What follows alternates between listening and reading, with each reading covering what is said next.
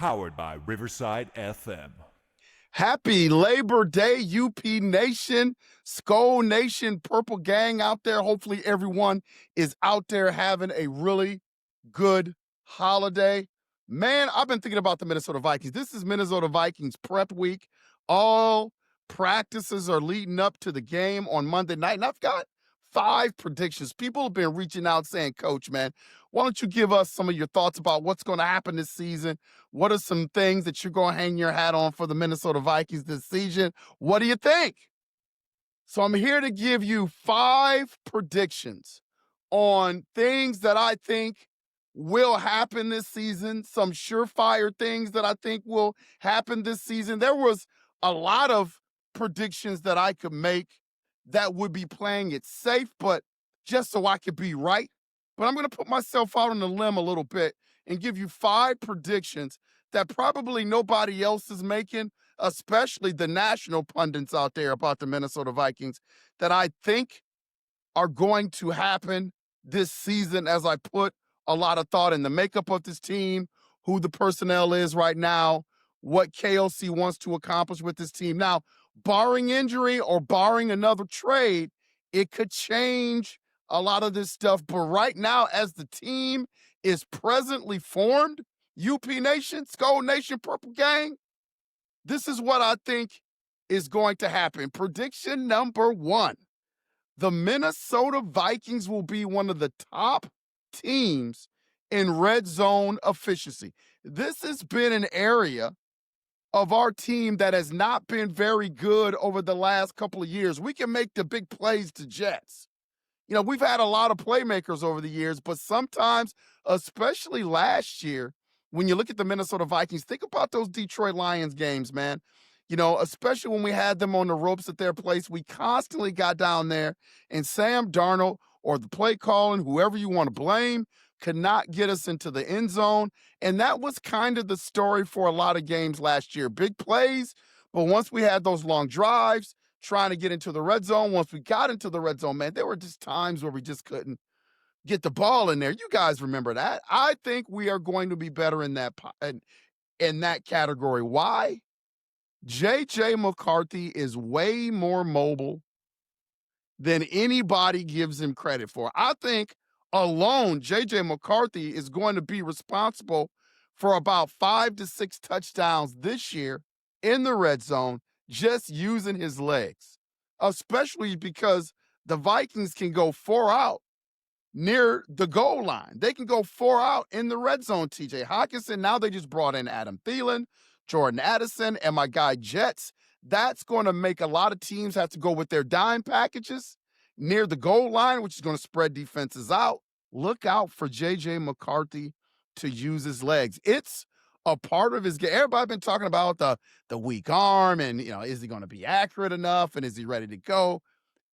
Check out JJ's mobility. Check out his stats. I believe in the red zone, he gives us another element that we haven't had in a long time. We haven't had this sort of element in KOC's offense since Josh Dobbs. And we also, when Josh Dobbs was at his best near the red zone, the offense and the scheme was just impossible to cover. So I think the Minnesota Vikings, again, will be one of the top teams in red zone efficiency. Now you add Jordan Mason to that, who is a tank. He is a red zone specialist. Number 1, his hands are better than people give him credit for. Graduated from Georgia Tech, the Rambling Wreck of Georgia Tech, a program that has been known to run the football a lot. So I think his hands have been underused. San Francisco, same deal. His hands have been underused. Look for him to be a viable option in the backfield in terms of the pass, especially in the red zone. Then you got his attribute of just being a tank. He's a straight ahead runner. He's never going to take a tackle for a loss. He's going to be 3 to 4 yards every time he touches the ball, especially UP Nation. Beside this offensive line, look at who's going to be blocking for him. Red zone efficiency, I don't know how you can disagree with this take. Red zone efficiency, Minnesota Vikings will be one of the best teams in the NFL in terms of red zone efficiency. My prediction number 2 is the Minnesota Vikings will lead the NFL in sacks. How can you argue this? Number 1 front seven in the league. I even think their blitz rate is not going to be as high as the last 2 years. And it's kind of funny, which is going to help the coverage. And we have now 4 guys that can constantly get home without blitzing. Not saying that Brian Flores is not going to blitz. I think his blitz rate is still going to be towards the highest blitz rates in the league. I just don't think that he's going to be blitzed about 50 to 53% of the time because now he doesn't have to. Our coverages downfield are going to be a little bit better. With that 3 safety look, we only have right now 4 cornerbacks that can really cover. 4 cornerbacks that can really cover on this defense. And now you have that front 7 that can play mind games, showing them different looks, blitzing at times, sometimes rushing with 4. I think is going to confuse the hell out of offenses. And I think quarterbacks are going to really have to do their homework trying to figure out what are the Vikings doing from play to play, possession to possession on defense. And I think that's going to attribute to more sacks. The Denver Broncos had 63 sacks last year, the highest rate in the NFL. I think the Minnesota Vikings this year will surpass that or at least flirt with that. I think they will be in the high 50s, possibly low 60s, and possibly break the mark that the Denver Broncos set last year. They will lead. The Minnesota Vikings will lead the NFL in sacks. No doubt about it. That's my number 2 prediction. Number 3 prediction. Did you see Jordan Addison in the preseason? Like, I hope UP Nation, Purple Gang, Skull Nation, I hope you don't expect that to go away. I hope you don't expect that to go away. JJ McCarthy and Jordan Addison, they have something. They have something. They have built chemistry during the offseason. They have built chemistry during the mini camps and training camp. You saw it on the field every time they stepped out there together. Jordan Addison, as we know, he is being suspended for 3 games. Okay, so instead of playing the full 17 games, if he's fully healthy, he's going to play 14 games plus playoffs if he's fully healthy, if he doesn't get dinged up. We all know stuff happens in the NFL. My prediction is Jordan Addison will still, even though he will miss 3 games, will still have a 1,000-yard season if he is relatively healthy this year. 1,000-yard season. You're going to see a lot of defenses trying to take Jets away. The speed and the route running for Jordan Addison, his route running has really improved since he's been with the Minnesota Vikings. There is a comfort level with Jordan Addison and JJ McCarthy if he is relatively healthy. Now, if he misses half the season, knock on wood, hopefully this doesn't happen, with the suspension and then a major injury, all bets are off. But if Jordan Addison is relatively healthy, he's going to go for 1,000 yards this season, even with him serving that 3-game suspension. Addison had 911 yards, 10 touchdowns as a rookie. As a rookie, Jordan Addison is a spectacular wide receiver. He is going to get that done. That's my number 3 prediction, UP Nation, Purple Gang, Skull Nation. Please hit that like and subscribe button. Only takes a minute. My prediction number 4 is this. The Minnesota Vikings will be a top 3 team in terms of time of possession. Hear me out. You can look at the way Kevin O'Connell has built this team. You can look at the way you can look at the signings of Kwesi Adofo-Mensah. They want to push people around, hence the revamped offensive line. Do you think they really had to go out and get a Jordan Mason? No. That is the cherry on top of the sundae. It's a luxury. Now you have a 2-headed monster in the backfield. a two-headed monster in the backfield that can spell each other, keep each other fresh, which means they are going to pound the ball. They have a quote-unquote rookie quarterback. We all know this is JJ McCarthy's second year, but if you watched any of the big college football games on last Saturday, more specifically the Texas and Ohio State game, you had two bona fide box office quarterbacks that were coming into their first big starts of the season. What did both offensive coordinators do? They tried to run the football. They protected those quarterbacks. I think somewhat KOC is going to take the same approach from JJ McCarthy. I think guys like Colin Cowherd and everybody that's criticizing JJ McCarthy, I think you're thinking about the wrong thing. I think you're thinking in terms of JJ McCarthy throwing the ball 30 to 40 times a game. I don't see him doing that all the time. I'm not saying that he's just going to be a run merchant. Like, there are going to be those games where he has to throw the ball a little bit.